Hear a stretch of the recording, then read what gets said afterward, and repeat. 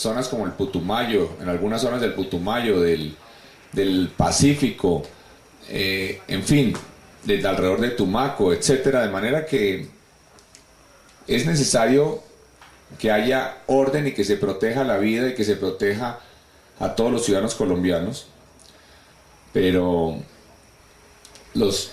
hay unas normas, hay unas leyes que dicen exactamente ya, y hay unos fallos de la Corte Constitucional de qué es lo que hay que hacer con todos los ciudadanos que han sido desplazados por la violencia, y hay que hacer hasta lo imposible. Las cifras que yo tengo felizmente no son tan gigantescas como 15 millones, pero sí claramente tenemos que hacer hasta lo imposible, y para comenzar, insisto, hay que lograr que en lo posible los campesinos puedan retornar a sus tierras y tener los títulos adecuados.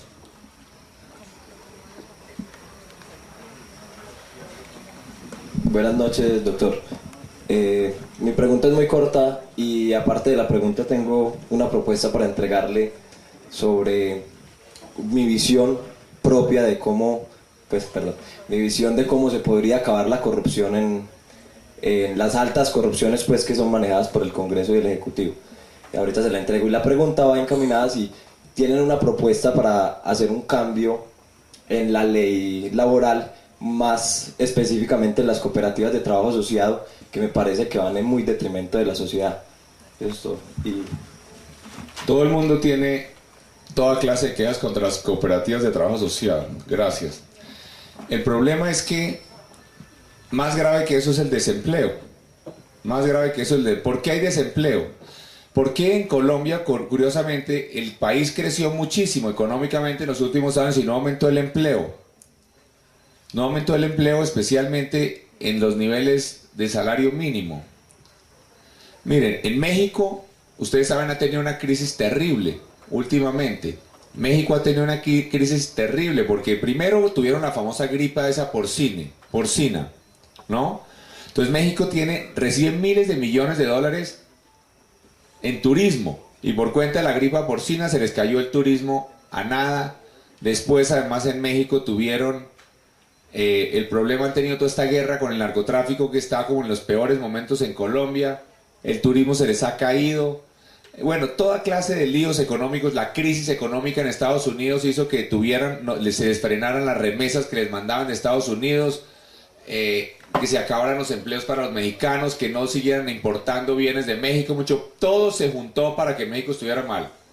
Y sin embargo, México tiene de lejos las tasas más bajas de desempleo de América Latina. ¿Qué será?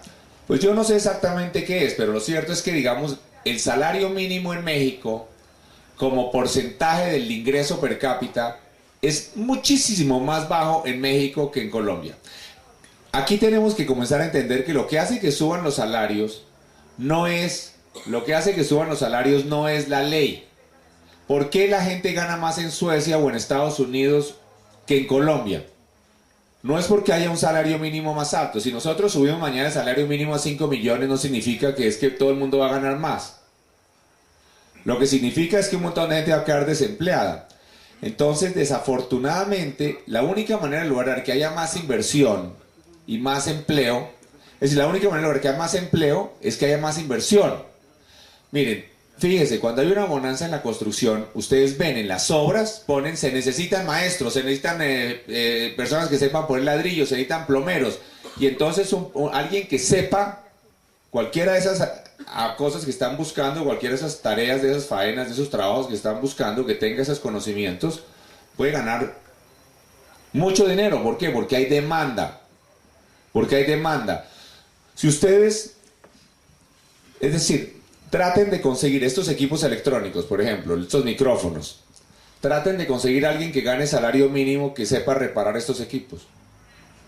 Obviamente no van a conseguir a nadie, porque el que sabe cómo repararlos va a cobrar mucho más. Entonces, no es con normas que van a subir los salarios en Colombia. Y las normas a veces hacen que haya desempleo. Las normas. Entonces, hay que tener mucho cuidado de no ir a desestimular el empleo. Hay que mirar mucho. Yo los invito a que estudien ese detalle de México. No obstante la crisis, miren, el salario mínimo en México es mucho más bajo. Hay muy poquita gente en México que gana salario mínimo. ¿Por qué? porque obviamente la demanda hace que le tengan que pagar mucho más a la gente que el salario mínimo, o si no, no consiguen trabajadores. Lo mismo que usted no consigue a alguien que le repare estos equipos. Entonces hay que tener mucho cuidado porque siempre queremos poner toda clase de normas y normas y normas, y de pronto lo que hacemos, miren, hace 3 días estuvimos con Antanas Mocos en la zona cafetera aquí de Pereira, y fuimos a unas fincas y había un trabajador ahí, yo no sé qué estaba haciéndole las matas de café, limpiando no sé, alguna faena agrícola estaba haciendo, y le pregunté, ¿y cuánto gana? 20.000 pesos diarios, sin prestaciones de ninguna clase. Entonces, bueno, lo que podemos hacer es decir que mínimo tiene que ganarse 40.000 pesos diarios, ¿no? Entonces le vamos a mejorar la vida. De pronto lo que hacemos es que quebramos a la producción cafetera. Entonces tenemos que tener mucho cuidado. La manera, ¿qué pasa? ¿Cuándo suben los salarios? Si tenemos más educación, un trabajo más calificado, hay más inversión, hay más demanda de trabajadores, los salarios suben. Entonces hay que tener mucho cuidado con todos esos cambios en las normas laborales, porque lo que tenemos que lograr es que haya mucho más inversión y más empleo, que suba de verdad los niveles salariales y que los lleve cada vez más altos, cada vez más altos. No es simplemente con leyes. Si fuera solo de leyes, pues podíamos mañana poner que el salario mínimo es 5 millones de pesos y se arregla el problema. Entonces, estas cooperativas, obviamente, lo ideal sería que fueran trabajadores. ¿Por qué funcionan esas cooperativas? ¿Será que las empresas que usan esos trabajadores son unos bandidos que quieren es decir, evadir los pagos de las prestaciones y demás? Seguramente muchos aquí, en muchas de las casas de ustedes hay empleadas de servicio doméstico. ¿Será que sí les pagan todas las prestaciones que corresponden? ¿Sí las tienen bien inscritas ante la caja de compensación, ante el SENA, ante el bienestar familiar, en todas partes, con las prestaciones de seguro médico, de todas las de la ley? Entonces nosotros decimos, vamos a meter a la cárcel a todo el que contrate una empleada de servicio doméstico sin todos estos requisitos. Entonces, ¿qué es lo que hacemos? De pronto dejamos a muchas personas sin empleo. Hay que tener mucho cuidado, porque lo que verdaderamente va a subir los niveles y las condiciones de trabajo no es simplemente las normas. La pregunta es, ¿cómo el Partido Verde y cómo la propuesta de Antanas presidente pretende golpear directamente esos 3 factores para poder generar un cambio importante en la sociedad colombiana?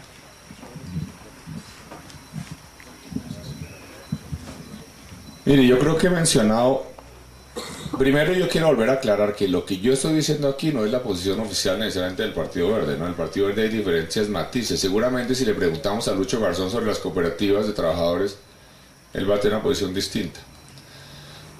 Pero en lo fundamental, y además obviamente la línea oficial es la del presidente Antanas Mocos, él ha hecho un inmenso énfasis en el tema cultural, sobre el tema de la justicia. Él ha dicho, por ejemplo, queremos que los jueces sean tan admirados como hoy lo son admirados y respetados los policías y los soldados. Entonces tenemos que crear una conciencia de que hay que cumplir con las normas, de educar a los ciudadanos de que es necesario cumplir las normas. Pero todo el mundo dice, los ciudadanos, nosotros tendemos a pensar que cuando se habla de cumplir las normas y de pagar impuestos, que es otra persona. Él da un ejemplo, de que cuando uno llega a una ferretería y uno pide un tarro de pintura y el de la tienda le dice desde otro lado, de lado a lado le grita a la tienda sin que siquiera le dé ninguna pena, dice, bueno, ¿con IVA o sin IVA? Y eso es normal, ni siquiera existe una sanción social en un país serio, en Suiza o en Francia o en Estados Unidos, a nadie se le pasaría a ponerse a gritar que si con impuestos o sin impuestos. Más aún, en muchos de estos países evadir impuestos tiene cárcel. Pero más allá de la cárcel existe una condena social. A nadie se le ocurriría no pagar el impuesto, porque cuando usted no paga el impuesto, realmente le está quitando ese dinero a la educación, a la salud. Queremos obviamente lavarnos la culpa diciendo, es que eso se lo roban. No es la manera fácil de quitarnos la culpa, ¿no? Pero la realidad es que Antanas Mocos creo que va a hacer un esfuerzo muy grande, tanto con recursos para apoyar el sector justicia y lograr que haya fiscales y jueces, ojalá en todos los municipios de Colombia, como también construyendo un respeto y una admiración especial